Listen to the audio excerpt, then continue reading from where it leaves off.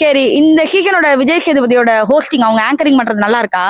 அவ்வளவு நல்லா இல்ல. நல்லா இல்ல. கமல் தான் நல்லா இருக்கு. கமல் தான் நல்லா இருக்கு. எதனால அப்படி அந்த முடிவுக்கு வந்தீங்க?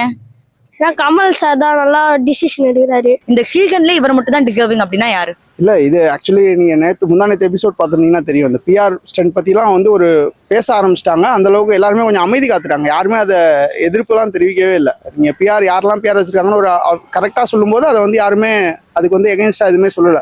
ஸோ அந்த மாதிரி இருக்கும்போது அந்த கண்டென்ஸ்டன்ட்லாம் எனக்கு ஒரு பெருசாக டிசர்விங்காக தெரியலை. ஒரு பர்ஃபார்மராக ஒரு நல்ல ஒரு எந்த உள்ள ஹவுஸ் பொறுத்த வரைக்கும் எந்த ஒரு இதுவும் இல்லாமல் ஒரு பர்ஃபார்மராக ஒரு லாங் டைம் வரதுல வந்து எனக்கு சபரி கொஞ்சம் இடையில கொஞ்சம் சைலண்டாக இருந்தால் கூட சபரி கொஞ்சம் டீசெண்டாக வந்த மாதிரி இருந்தது. அதை தாண்டி ஒரு கண்டென்ட் கொடுக்குறவங்க தான் வின்னர் அப்படின்னா பார்வதி தான் நம்ம வின்னர்னு சொல்ல முடியும். அவங்க ஃபுல் அண்ட் ஃபுல் கண்டென்ட் கொடுத்துட்டே இருந்திருக்காங்க.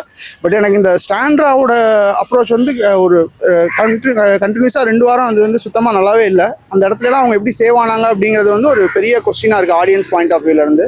அது மேபி என்ன சப்போர்ட் அப்படின்னு தெரியல. பட் அது வந்து ஒரு அன்ஃபேராக இருந்தது. அதே நேரத்தில் சில நிறைய விஷயங்கள் பயாஸாகவும் இருந்தது சாண்ட்ராவை பொறுத்த வரைக்கும்.